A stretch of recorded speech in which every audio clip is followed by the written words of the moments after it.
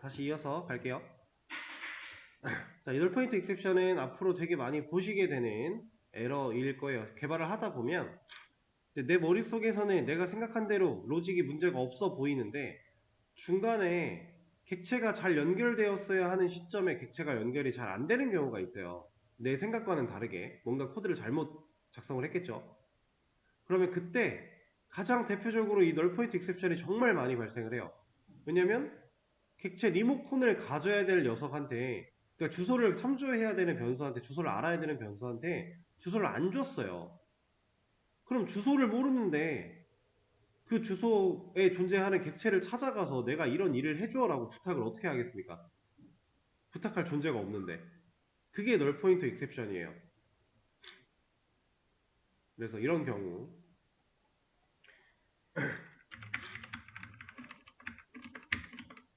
되게 많이 겪게 되실 부분이고, 이 널포인트 익셉션 같은 경우는 예외 처리를 사용해서 트라이 캐치로 처리를 하고 넘어가는 느낌이 아니라 애초에 이런 일이 벌어지지 않게끔 그냥 코드를 수정하는 게 맞습니다.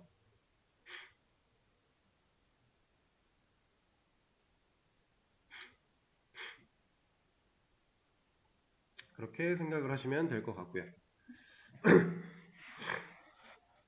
자, 그리고서 이제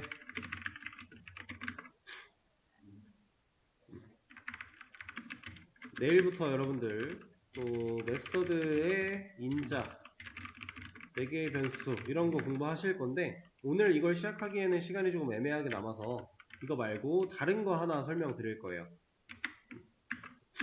자, 우리가 사용했던 인스턴스 변수 혹은 스태틱 변수 이런 녀석들에다가 얘네들의 의미를 조금 더 특별하게 만드는 키워드가 하나 더 있습니다. 예하고가. 그거에 대해서 얘기를 드릴 건데, 파이널이라고 하는 걸 공부를 할 거고요. 이건 예하고가 파이널이에요. 이 파이널이라는 예하고가 어떤 능력을 가지고 있느냐? 자, 얘는 일단 상수를 의미해요. 자, 상수가 뭐예요? 네? 그죠? 변하지 않는다라는 거죠. 고정되어 있다가 우리가 이제 상수라고 표현을 해요. 그죠? 그래서 얘는 실제로 변하지 않는 수를 의미합니다. 근데 생각을 한번 해보세요. 얘네들은 변수죠. 이건 우리가 변수예요. 그죠? 변수는 변하는 수여서 변수였는데, 변할 수 있는 수여서. 근데 파이널을 붙이면 변하지 않는데요. 의미가 있어요? 없어 보이죠? 근데 의미가 있어요. 자, 변하지 않는 수, 이 파이널이라고 하는 녀석은 변수에다가 이렇게 붙이면 얘가 이제 상수가 되거든요. 근데 지금 당장 얘가 에러가 나요. 근데 이 에러는 왜 에러가 나냐면 얘는 변할 수 없어 라고 우리가 파이널 상수의 개념을 넣었기 때문에 선언과 동시에 초기화를 해야만 해요. 한번 변수가 만들어지는 이 시점의 값을 정하고 나면 그 다음부터 이 변수는 값을 재할당할 수 없어요. 이래서 상수예요. 값을 못 바꾼다. 이게 상수입니다. 자, 그런데 얘가 도대체 어떤 의미가 있느냐? 자, 파이널이 없으면요. 우리가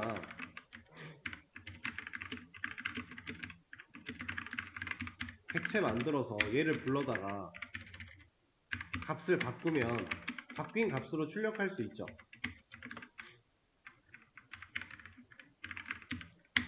이러면 20 나올 거 아니에요. 그죠? 우리가 클래스 객체를 만드는 시점에는 A가 10을 가지고 있었는데 객체를 만들고 나서 리모컨을 눌러서 다시 재할당을 해가지고 20으로 바꾸었어요. 그러니까 20으로 출력을 해요. 이건 이제 유동적인 상황에서는 일반적인 변수가 가지는 이점이 강력한 건데, 만약에 지금 내 상황이 유동적이면 안 돼였다면 이 A라는 변수가 가지고 있는 값이 10 말고는 다른 값이 들어가면 내 프로그램이 안 돼, 위험해 라는 상황이었다면, 그러면 애초에 이렇게 바꿀 수 있는 환경 자체를 안 만드는 게 훨씬 안전한 거 아닌가요? 그럴 때 상수가 사용이 됩니다.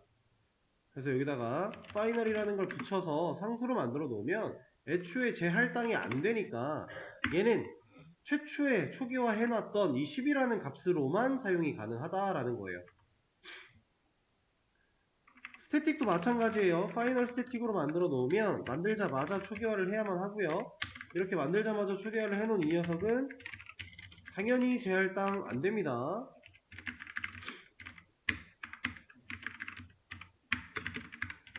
이런 거 안 돼요.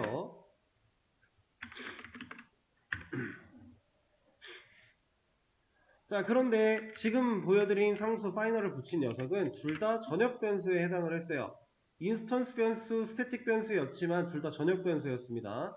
자, 그런데 테스트라고 하는 이 메서드 안쪽에 존재하는 지역 변수로 제가 스태틱 이런 변수를 만들겠다라고 하면은 이제 여기 스태틱이 붙으면 안 되죠. 파이널 인트 C라고 해서 만들게 되면 이 녀석도 개념은 똑같아요. 그냥 바꿀 수 없는 거, 재할당 안 되는 개념 자체는 동일한데 여기까지는 똑같은데 다 한 가지 다른 점이 있다면 얘는 선언과 동시에 초기화를 하진 않아도 돼요. 왜 그럴까요?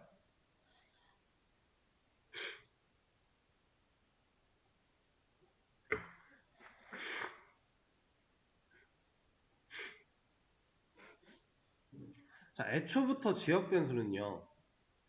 초기화를 안 하면 개발자가 스스로 초기화를 안 하면 기본값으로 초기화 안 해줘요. 그죠? 그죠? 얘는 무조건 개발자가 최초 한 번은 초기화를 해야 실제 사용이 가능해요. 그러니까 상수를 만들어 놓고 재할당을 못하게 하는 상수를 만들어 놔도 최초의 초기화를 같이 동시에 진행하지 않았을 때 어차피 초기화 한 번은 해야 되니까 뭐라고 안 해요, 얘는. 근데 전역 변수 같은 경우는 만약에 이걸 허용한다라고 하면 무슨 문제가 있냐? 얘는 기본값으로 초기화를 해버릴 거잖아요. 그럼 얘 0 되잖아요. 그럼 우리가 재할당을 못하는데 0으로만 써야 되는데 그럼 의미가 있냐 이거예요. 그런 상황 때문에 전역 변수는 무조건 초기화를 같이 해야 되고 지역 변수는 상수여도 선언과 초기화를 분리해서 할 수는 있다. 하지만 어찌 됐건 재할당은 안 된다.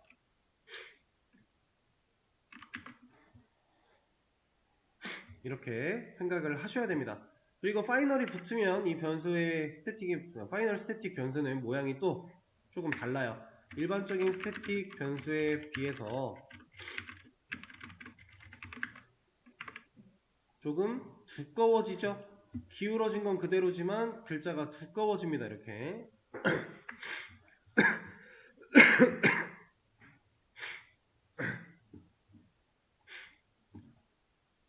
자, 이렇게 파이널 붙여서 상수 만들어서 쓸 수가 있는데 실제로는 이 상수를 언제 주로 사용을 하냐면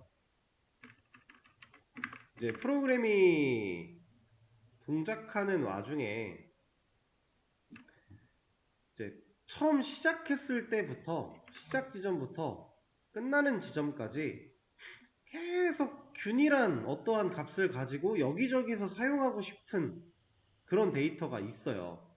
개발을 하다 보면 이런 게 있습니다. 이런 녀석을 파이널로 만들어 놓고 바꿀 수 없게 처리한 다음에 바뀌는 위험을 없앤 다음에 처음부터 끝까지 같은 값으로 계속 쓰는 거예요.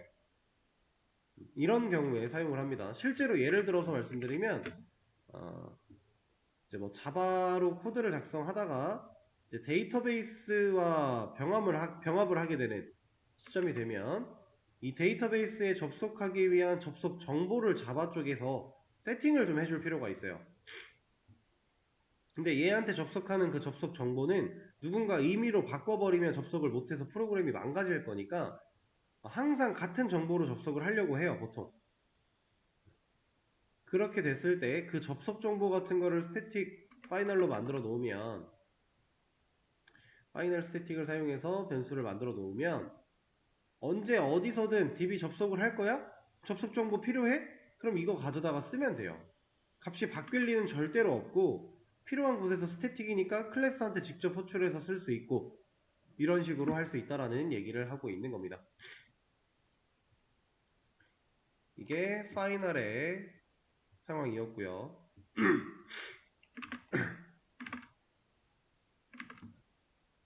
자, 그럼 오늘 진도는 이 정도로 할 건데 이제 오늘 배운 걸 가지고서 간단하게 그냥 얘기만 좀 나눠볼 거예요. 자, 오늘은 스태틱을 가장 중점적으로 공부를 한 상황이다 라고 보시면 되는데, 자, 스태틱이 붙으면 객체 없이 클래스에게 직접 호출 가능이었어요. 자, 그럼 스태틱을 사용한다면 우리가 코드에서 객체를 안 만들어도 된다라는 상황이죠. 그러면 인스턴스 메서드를 사용하는 속도와 스태틱 메서드를 사용하는 속도가 컴퓨터 입장에서 누가 더 빠를까? 1번, 2번.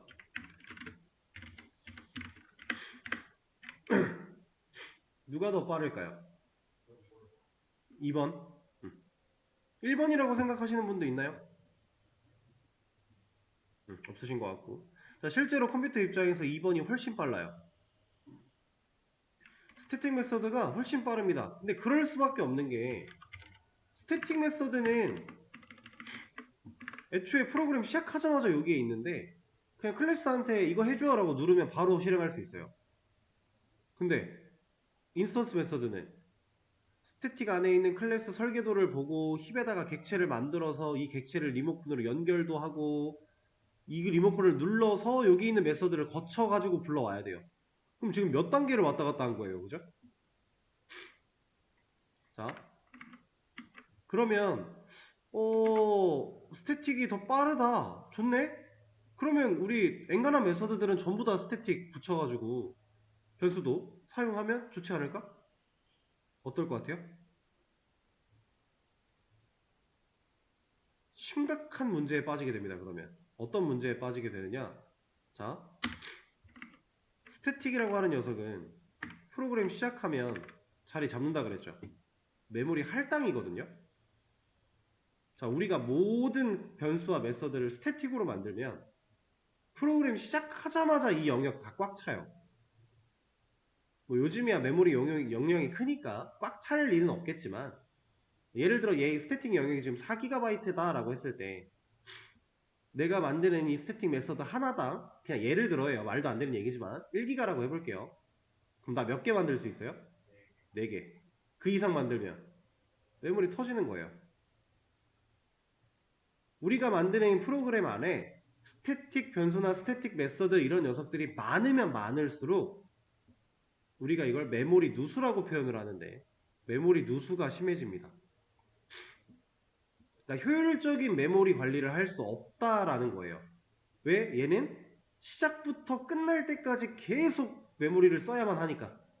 근데 스택이랑 힙 영역은 필요할 때 그 할당 받았다가 필요하지 않으면 사라지죠. 그러니까 계속 같은 공간을 재활용할 수 있잖아요. 우리가 30개의 변수를 사용한다고 했을 때 10개가 스태틱이고 20개가 인스턴스였다라고 하면, 뭐 인스턴스가 됐든 지역 변수가 됐든 이렇다라고 하면 이 10개는 고정적으로 시작부터 끝까지 용량을 차지하고 있을 텐데, 이 20개는 상황에 따라서 뭐 4개가 필요하면 4개 용 썼다가 다시 끝나면 사라졌다가 또 5개 필요하면 5개 썼다가 사라졌다가 이렇게 왔다 갔다 할 거니까 효율적인 메모리 관리가 가능하다. 그래서 우리는 스태틱을 남발하면 안 된다라는 겁니다. 절대로 남발해서는 안 돼요. 그러면 그럴 거면 스태틱 왜 필요해? 그냥 안 쓰면 되지. 어차피 자바 객체 지향 프로그래밍, 객체 쓰라며. 그럼 객체 안 만들어도 되는 스태틱은 필요가 없잖아 라고 생각하실 수도 있어요. 사실 스태틱을 안 써도 프로그램을 만드는 건 문제가 전혀 없습니다. 스태틱 없이도 개발하는 건 문제가 없어요. 하지만 정말 간단한 메서드라든가 기능이라든가 아니면 여러 군데에서 반복적으로 사용하고자 하는 기능이라던가 아니면 꼭 써야 되는 상황이 있긴 하죠. 스태틱 변수 같은 경우, 스태틱 변수는 애초에 모든 인스턴스의 공유 자원이니까 모든 인스턴스가 공유 자원을 가져야 되는 상황이 있다면 이건 필연적으로 써야만 해요. 이런 경우들에는 스태틱을 쓰면 누가 이득이에요? 개발자가 편하잖아요. 그래서 스태틱을 무조건 안 쓸 필요도 없고 무조건 쓰는 건 당연히 안 되지만 상황에 따라 적절하게 스태틱을 붙일 때는 붙이고 그렇지 않을 때는 안 붙이고 하는 식으로 사용을 해야 된다라는 겁니다. 그 판단의 기준은, 그 판단의 근거는 이런 경우들을 떠올려 보시면 돼요. 그래서 실제로 여러분들 이거 잡아서 막바지에 간단한 프로그램 만들 때 스태틱을 사용해서 무언가를 만들 거예요. 그때 만드는 메서드가 뭐 현재 날짜와 시간 데이터를 구해오는 이런 과정을 스태틱 메서드로 만들어서 처리를 할 겁니다. 왜냐하면 얘는 그냥 딸깍 해서 어떤 값만 가져오면 돼요. 너무 간단한 기능을 가지고 있고 여러 군데에서 반복적으로 사용을 하려고 해요. 그러다 보니까 스태틱으로 만들어서 처리를 할 겁니다. 그리고 이런 식으로 만들어서 스태틱으로 처리하는 이런 메서드들을 보통은 이제 유틸리티라고 하는 개념으로 우리가 이해를 할 수 있어요. 유틸리티성 메서드들은 스태틱으로 만들어서 처리하는 경우가 꽤나 종종 자주 있습니다. 왜냐하면 스태틱으로 만들어 놓지 않으면 유틸리티는 이제 그냥 간단한 도구 같은 거잖아요. 도구 모음 같은 건데 딸깍하고 끝나면 되는 녀석들을 스태틱으로 만들어 놓지 않으면 그거 쓰기 위해 매번 객체를 만들어야 돼요. 너무 불편하고 너무 오히려 어떻게 보면 너무 프로그램이 왔다 갔다 하는 쓸데없는 과정이 늘어나요. 그래서 이런 녀석들은 우리가 스태틱으로 만들어서 사용하는 경우가 꽤나 있다 라고 생각을 하시면 되겠습니다. 이제 제가 말씀드린 이런 내용 말고도 스태틱이 가지는 장점, 스태틱이 가지는 단점 이런 것들이 더 있어요. 하지만 여러분들 지금 단계에서는 이 정도만 이해를 하셔도 일단은 무방합니다. 그리고 아까 전에 제가 열심히 말씀드렸던 이거 이해 안 됐으면 이해 못 하셔도 괜찮기는 해요. 어쩔 수 없어요 이거는. 하지만 자바라는 언어를 여러분들이 충분히 공부를 하시고 나서 나중 어느 정도 공부를 했다면 그때 가서는 얘를 꼭 이해를 하고 계셔야 됩니다. 그래야 여러분들이 생각하는 어떠한 로직을 구현할 때 이 스코프에 대한 이해가 있어야 내가 적절한 코드를 작성할 수 있게 돼요. 지금 당장은 안 되더라도 언젠가는 필요한 개념이니까 최대한 이해할 수 있도록 노력을 해주시면 좋을 것 같고요. 그리고 사실 이렇게 하나 공부를 해놓으면 다른 언어들도 대부분 다 비슷한 형태로 동작을 하기 때문에 추후에 추가 공부를 하시는 것도 당연히 이점을 가질 거고요. 혹은 이미 다른 언어를 공부하고 오신 분들이라면 방금 전에 제가 하는 설명이 좀 더 이해가 잘 되셨겠죠? 그렇게 할 수가 있다.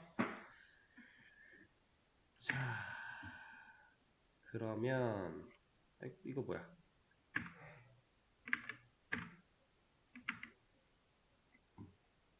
뭔가 여기가 막혀 있었네요. 자, 오늘 진도는 여기까지 마무리를 좀 하고요. 내일 수업에서는 다양한 문제도 좀 풀어보고 우리가 아직 더 공부해야 되는 인자, 매개변수 이런 것도 좀 공부해보고 하도록 하겠습니다. 그러면 오늘 수업은 여기서 마무리할게요. 고생하셨습니다.